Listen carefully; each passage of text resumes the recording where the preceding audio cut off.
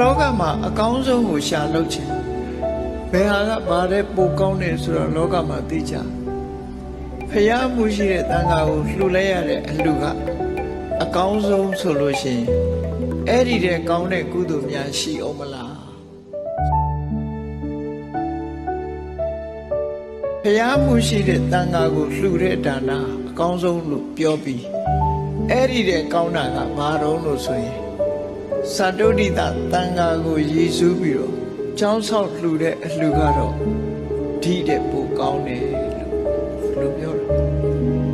မြတ်စွာဘုရားကိုယ်တိုင်ဟောခဲ့တဲ့စကားပဲ